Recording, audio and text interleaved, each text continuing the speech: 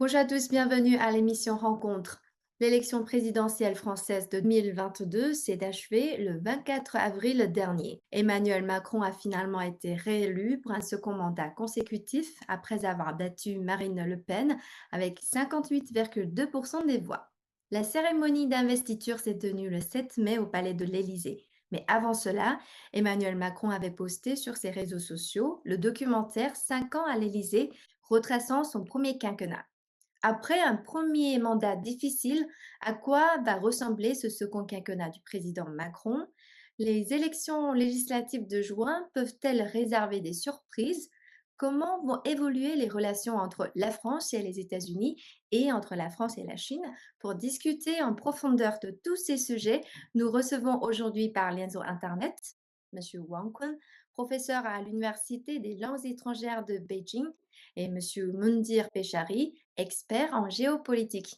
Bonjour. Bonjour. Bonjour. Et pour Bonjour. commencer, pouvez-vous nous livrer vos impressions globales sur cette élection présidentielle? Monsieur Pechari. Oui, alors les résultats de cette élection sont prévisibles. Toutefois, le contexte était imprévisible. C'est-à-dire qu'il y a eu des nouveaux personnages politiques, dont Éric Zemmour, dont Valérie Pécresse, même si elle vient d'un parti relativement traditionnel, qui ont, disons, monté beaucoup de spéculations au niveau des sondages, mais à la fin, on a compris que le peuple français a fait un vote utile, un vote par défaut et un vote qui est en comparaison du contexte et non nécessairement un vote de conviction. Donc il y a quand même une différence par rapport aux dernières élections présidentielles des 10 dernières années où on trouve qu'il y a une fragmentation politique du paysage français, un bloc abstentionniste qui est assez solide, une fracturation politique vers la droite ou un extrême qui devient de plus en plus normalisé et une droite pseudo-libérale, centre-droit, qui est en fait une rencontre entre le macronisme et les républicains. Et enfin, une gauche relativement radicale qui a réussi toutefois à se réunir autour de Mélenchon. Et Monsieur Wang, quelles sont vos impressions? Donc observé de loin, en fait, on a l'impression, que cette élection a pas donné beaucoup de surprises sur la situation en France parce que nous sommes presque certains que Emmanuel Macron va être élu. Mais ce qui est plus préoccupant, c'est la situation, le contexte international. Donc comment va-t-il combiner à la fois donc le rôle de leader de l'Union européenne en cherchant à résoudre le problème de l'Ukraine et l'élection présidentielle à domicile. Donc, il a très bien joué sur les 2 plans, à mon avis. Donc, malgré le changement de situation, surtout la structure constellation partisane au sein du pays, il n'y a pas eu vraiment de menace vis-à-vis de sa position. Donc du coup, ça n'a pas donné, beaucoup de surprises. Par contre, effectivement, comme, ce que monsieur a remarqué tout à l'heure, il y a eu, quelques évolutions, notamment des nouveaux partis et je crois que le clivage entre les extrêmes gauche, l'extrême droite et le centre est encore plus voyant et finalement, il y a un taux d'abstention encore plus élevé. Donc cela donne, en quelque sorte un sentiment de fatigue, je crois, pour les Français de ne pas vouloir aller voter malgré la responsabilité appelle un front républicain pour contrer l'extrême droite, et cetera. Mais finalement, de moins en moins, surtout, je crois, chez les jeunes personnes, ils sont moins mobilisés pour aller voter. La cérémonie d'investiture d'Emmanuel Macron s'est déroulée le 7 mai au Palais de l'Élysée.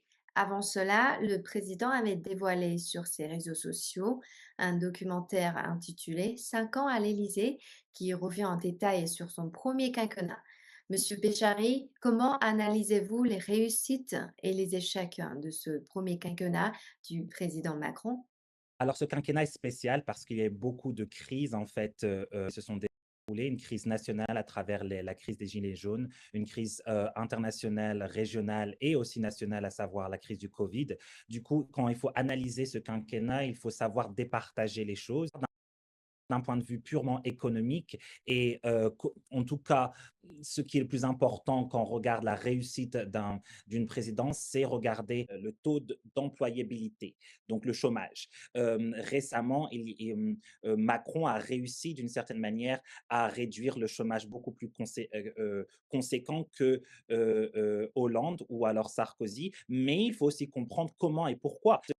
Même si les chiffres montrent que l'économie française est en train de s'améliorer, il y a aussi une précarité du travail parce qu'il y a une coupure en fait du temps de travail et du coup on a cette nouvelle création de beaucoup de part-time fausse un peu les métriques de l'évaluation du marché du travail français. Macron se veut être un président fort avec une Europe forte. Est-ce que c'est une réussite? Je pense que c'est plutôt une réussite à partir du moment qu'un pays est capable de prendre beaucoup plus de responsabilités. En revanche, par rapport à la fracture sociale que Chirac disait pendant très longtemps, je ne pense pas que cette partie-là s'améliore.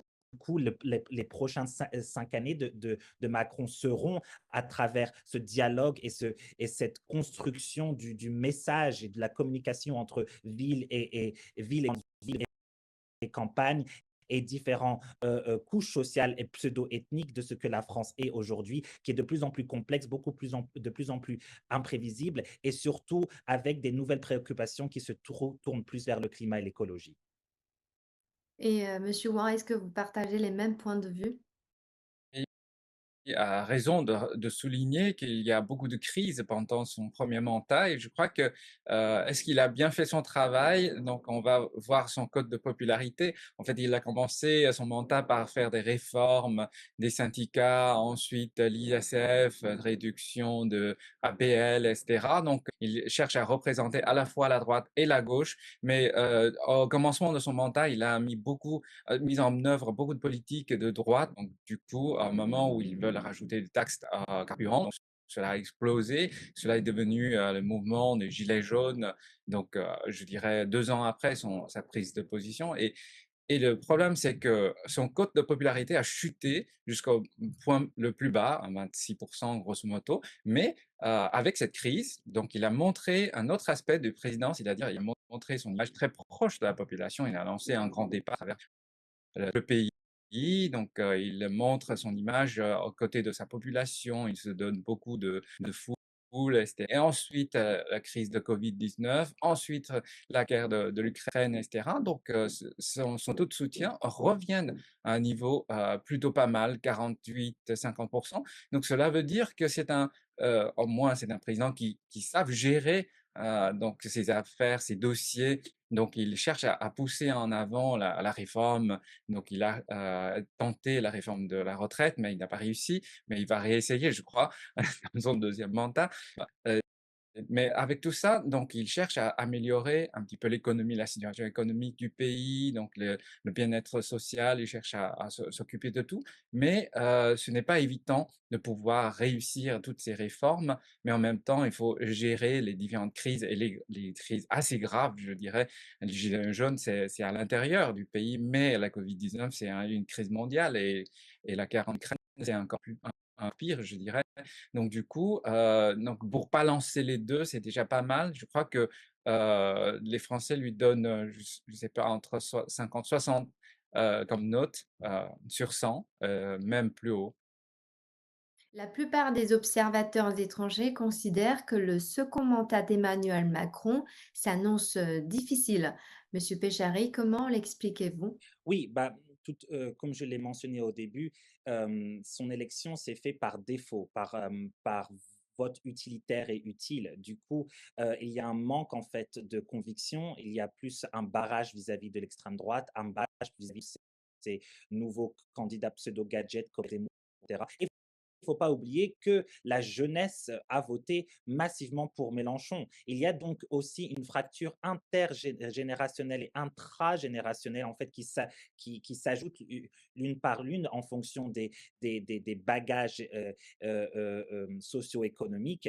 Du coup, pourquoi cela va s'avérer de plus en plus difficile? C'est parce que un, une démarcation très tangible entre la politique de Macron d'un point de vue étatique et la politique de Macron d'un point de vue social. Il se doit de composer avec les forces qui l'ont aidé à gagner l'élection. Il ne faut pas oublier qu'il a gagné qu'avec 28%. Les restes, c'était surtout des voix rattachées contre un bloc vis-à-vis de l'extrême droite. Pour parler aussi des législatives, etc. Je pense que le résultat des législatives de juin sera le premier message direct et concret de ce que sera, de ce que doit être les prochaines 5 années de Macron.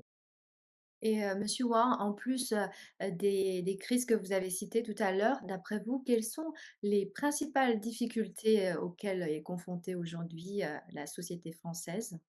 Mais je pense que déjà vu de l'extérieur, il a une grosse tâche, c'est-à-dire d'unir l'Union européenne. Aujourd'hui, l'Union européenne est en éclatement, en quasi-éclatement, je dirais, avec le conflit en Ukraine et avec les différentes positions prises par chacun des pays. Si l'Union européenne n'est pas unie vis-à-vis de cette crise, alors elle ne peut pas jouer en tant qu'une puissance. La France est membre de Conseil de sécurité, mais pas l'Union européenne. Donc, elle cherche à représenter l'Union européenne sur la scène internationale. Mais s'il n'y a pas une seule voix, ce sera difficile. Donc, c'est le premier dossier qu'on voit pas encore comment ça va se terminer ou se résoudre dans un court terme. Donc, c'est difficile pour Emmanuel Macron de trouver une solution. Donc, ça dépend non seulement de lui, mais aussi de l'Allemagne, d'autres pays de l'Union européenne. Ça dépend aussi de l'attitude des États-Unis et de la Russie. Donc, c'est la première grande difficulté. Et ensuite, je crois que vu encore plus large, c'est-à-dire comment l'Union européenne va pouvoir donc construire son autonomie et indépendance, une autonomie stratégique ou indépendance de la souveraineté de l'Union européenne dans le monde, c'est-à-dire que de ne pas être considéré comme donc quelqu'un, enfin un follower, c'est-à-dire donc quelqu'un qui suit les États-Unis dans le monde, plutôt sa propre position sur son continent et sur le reste du monde, par exemple sur les dossiers climatiques, donc la biodiversité, donc la technologie, développement de la technologie, etc. L'Europe doit avoir une voix. Emmanuel Macron est ambitieux dans ce domaine, mais il n'a pas suffisamment de ressources pour pouvoir réussir seul, à la France seule, de ses projets, ses ambitions. Donc je crois que évidemment à l'intérieur, il doit avoir le Parlement qui le soutienne, c'est-à-dire l'Assemblée nationale. Si jamais nous avons une mauvaise nouvelle dans un mois, qu'il n'aura pas la majorité donc parlementaire, ce serait plutôt encore plus difficile pour lui de pouvoir réaliser son ambition. Mmh. Et monsieur Péchary, tout à l'heure, vous avez parlé des élections législatives et justement, le Conseil national du Parti socialiste a validé le 4 mai une alliance avec la France insoumise, les partis d'extrême gauche. Comment vont se dérouler ces législatives, selon vous? Je pense que oui, alliance, c'est important de préciser le mot. C'est alliance et non intégration. Donc la France insoumise a poussé en fait cette réunion et cette alliance qui était surtout voulue par le peuple français, car les résultats en fait de l'élection présidentielle ont témoigné cette volonté très très très distincte d'avoir un bloc de gauche uni, maintenant qui va se ranger derrière l'Union populaire écologique et sociale, donc qui réunit, oui, le PS, mais également les Verts, les communistes et autres. Cela ne veut pas dire qu'ils vont se réunir derrière le même programme exact. Et chacun aura sa voix et chacun aura certains, comment dire, avis et opinions qui doivent réussir à derrière la France insoumise. Ce que je pense, c'est que ces législatives, on peut les voir de deux points de vue. Soit négatives dans le sens où on va casser une certaine unilatéralité macroniste, car bien entendu, cela va retirer des marges de manœuvre politiques pour le macronisme, mais en même temps, peut-être cela peut donner un nouvel élan à la politique française dans un nouveau langage et dans une nouvelle vision qui se doit d'être beaucoup plus sociale et écologique. Et je sais pas encore si demain les tourne à gauche et que peut-être indirectement Macron sera forcé ou en tout cas incité à prendre Mélenchon comme Premier ministre, cela veut dire nécessairement que la France part dans un pseudo-déclin ou dans une paralysie. Si on regarde à travers l'histoire, que ce soit la cohabitation avec Jospin, sous Chirac et sous Mitterrand, parfois un mariage de droite et de gauche peut réussir si cela est bien calibré et si cela est fait avec une certaine maturité. Et enfin, la dernière voie en fait qui sera la voie primordiale, c'est les abstentions et le vote. Est-ce que la réunion présidentielle sera au même niveau que la réunion législative? En général, non. Et en général, les personnes qui ne votent pas ont tendance à tomber dans les extrêmes. Du coup, c'est très, très, très difficile à savoir, mais je ne pense pas que perdre une homogénéité macroniste est forcément un mauvais présage. Parfois, l'imprévisible est prévisible pour être bon. Et la France occupe actuellement la présidence tournante de l'Union européenne. Durant le premier mandat de Emmanuel Macron, il a toujours essayé de pousser à l'indépendance stratégique de l'Union européenne. Pour l'Europe, que signifie cette réélection d'Emmanuel Macron, Monsieur Wang? Comme on a parlé un petit peu tout à l'heure, donc cette réélection d'Emmanuel Macron donne de l'espoir à l'Europe. Donc, beaucoup de directeurs, dirigeants des pays européens ont poussé un soupir de soulagement, je dirais, parce que en fait, on avait peur que la France ne tienne plus le cap de l'Union européenne. Heureusement, il est élu, donc c'est une bonne nouvelle pour l'Union européenne pour pouvoir continuer dans le chemin. Donc il y a beaucoup de choses à faire, par exemple sur le dossier de numérisation, de transition écologique, etc. Il y a vraiment la question qui est liée au modèle de développement du passé et du présent. Donc, on cherche à donner un modèle au monde de transition, mais tout cela a été en quelque sorte poussé, accéléré par le conflit ukrainien. Beaucoup de pays européens, notamment l'Allemagne, souffrent de la pénurie, souffrira de la pénurie du gaz et du pétrole. Mais est-ce que les Européens vont réussir finalement, bien sûr sous la présidence de la France, mais qui va terminer en juin, peut-être prochaine présidence, etc. Donc de pouvoir continuer cette transition écologique et d'adopter un modèle économique qui est moins dépendant parce que c'est coûteux, c'est onéreux de pouvoir réaliser ce genre de projet. Donc, est-ce que les Européens sont déterminés à investir davantage dans la recherche et développement des nouvelles solutions, d'être moins dépendants d'énergie fossile? Donc, cela reste à observer, mais je pense que tant qu'Emmanuel Macron est là, donc il y a de l'espoir pour moi. Et Monsieur Péchary, d'après vous, le président Macron va-t-il pousser à l'Europe à adopter une politique étrangère, plus indépendante à l'écart des États-Unis? Comment vont évoluer les relations entre la France et les États-Unis? Oui, en tout cas, c'est ce qu'il a toujours voulu. Faut pas oublier quand il a parlé de l'OTAN il y a 2 ans et qu'il a qualifié de mort cérébrale et que, cela aussi arrivait au même moment du Trump America. Donc toutefois maintenant, il y a un retour de l'histoire avec, le la guerre ukrainienne-russe et il y a aussi une retour d'une volonté américaine de redevenir, en tout cas pendant un temps donné et dans une région donnée, le pseudo-gendarme du monde. Toutefois, la France ainsi que beaucoup d'autres pays européens qui ont adopté une nouvelle politique défensive et sécuritaire, à savoir l'Allemagne qui est pour la première fois à, à doubler, augmenter ses dépenses militaires, la Finlande, la Suède qui ne sont plus forcément neutres, la Suisse qui n'est plus neutre. Il y a, en tout cas à travers l'Europe, une volonté nationale de différents pays d'avoir, en tout cas, une sécurité à eux. Cela veut dire que par comparaison, il y a un développement d'indépendance plutôt par rapport à rapport au contexte de guerre russe, mais je pense que comme on peut pas parler d'Union européenne sans parler du couple franco-allemand, sans parler de Merkel et de Macron, il y aura en tout cas un besoin de chercher un phare pour tirer en fait un langage nouveau par rapport à une politique commune sécuritaire. Est-ce que cela va marcher? Je ne sais pas. L'Union européenne a prouvé que plus on parle, plus c'est difficile. Et parfois, l'urgence du temps fait que. Donc, est-ce que l'urgence du temps par rapport à la Russie, cela va pousser l'Union européenne à être beaucoup plus indépendante et se dire, OK, maintenant, il est temps pour nous d'avoir notre propre sécurité non américanisée? Je pense qu'enfin, cette conversation est présente, en tout cas, indépendamment parlant. Par rapport aux dépenses militaires, cette conversation a déjà commencé.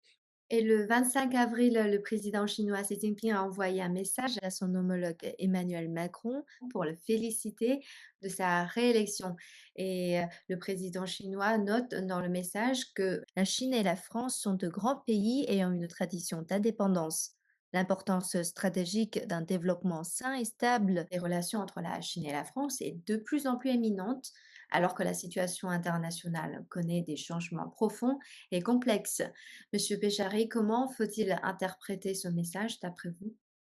Bah, je pense déjà il faut, comme je dis tout le temps, revenir au temps, revenir à l'histoire et revenir au contexte actuel. Le monde aujourd'hui montre qu'il y a une volonté de multilatéralisme. Il y a une volonté aussi d'écrire une histoire en dehors en fait d'un chapitre qui a été déjà un peu pré-designé par les Américains.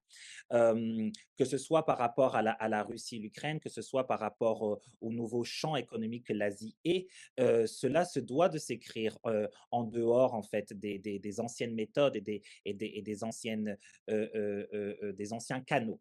La Chine et la France, ou la France et la Chine, ont toujours été d'une manière ou d'une autre en parallèle de ce que le monde pseudo-américanisé jusque les années 90 a été.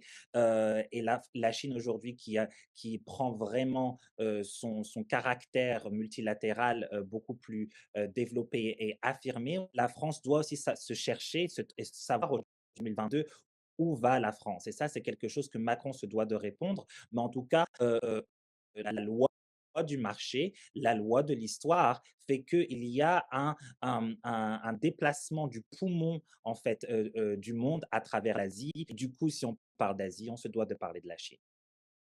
Le mardi 10 mai, le président Xi Jinping s'est entretenu par téléphone avec le président français Emmanuel Macron. Il a rappelé qu'au cours des 5 ans écoulés, il avait eu des échanges étroits avec le président Macron, permettant d'assurer un élan de développement dynamique des relations sino-françaises.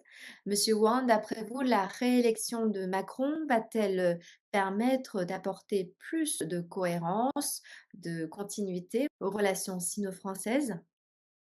Oui, en termes de continuité, certainement, parce que sous Emmanuel Macron, on a réussi à négocier des accords d'investissement commercial avec l'Union européenne. Donc, actuellement, la France est la présidence tournante de l'UE. Donc, je pense que la Chine garde toujours un grand espoir que la France va faciliter l'adoption de ce texte et de pouvoir favoriser à long terme l'investissement chinois en Europe et les échanges commerciaux.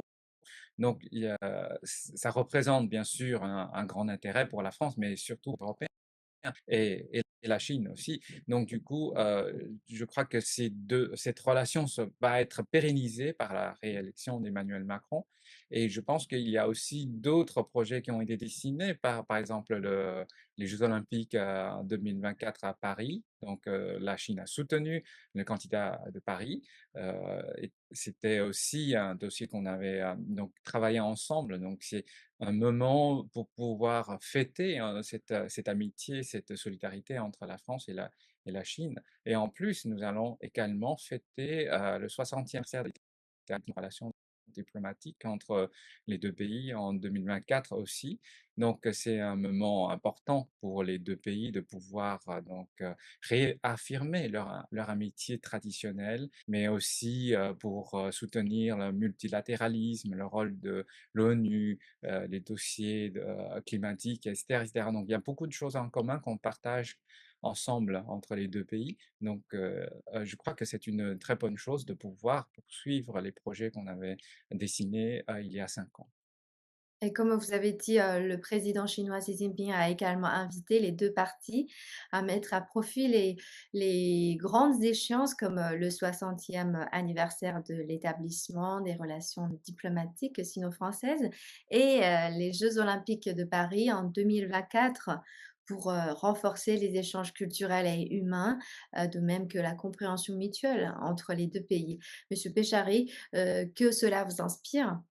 La France et la Chine sont 2 grandes civilisations, pas la France en elle-même, en tout cas l'héritage, gréco-romain de ce qu'est la France et aussi la France, contemporaine et moderne depuis le, 16e et 17e siècle. Du coup, il y a quand même un respect et une attirance, entre les 2 qui est très culturelle et qui est même un peu émotionnelle par rapport à la profondeur historique et littéraire de ce que la Chine était et est, de la volonté de construire en tout cas une plateforme beaucoup plus tangible sur un échange entre les 2 pays, cela se doit encore d'être développé, que ce soit au niveau, des échanges, sportifs et autres depuis les Jeux olympiques. Il y a aussi également, une volonté chinoise, en fait, de développer ces sports d'hiver et du coup, en fait, il y a une attirance nouvelle qui n'était pas forcément développée auparavant, mais qui en tout cas emprunte, un nouvel intérêt et enfin, d'un point de vue beaucoup plus français, il y a une volonté très, très profonde de regarder encore vers l'Est et de voir aussi comment intégrer ce nouveau monde qu'on est en train d'entrer, un monde qui est mené par la 5G, qui est mené par l'intelligence artificielle et du coup, indirectement, qui est mené par ces nouveaux cerveaux mondiaux de cette intelligence, à savoir donc oui, les pays occidentaux, mais également la Chine, la Corée, le Japon et autres. Et du coup, ce nouveau chemin technologique qui se veut épouser l'environnement, il se doit d'être aussi chinois dans beaucoup d'aspects. Et du coup, le pragmatisme est beaucoup plus, oui, dynamique, mais aussi beaucoup plus multi-échelle. Je vous remercie, monsieur Péchary et monsieur Wang d'avoir participé à ces émissions et merci, pour vos commentaires. Merci à Merci, vous. au revoir. Au revoir. À la prochaine.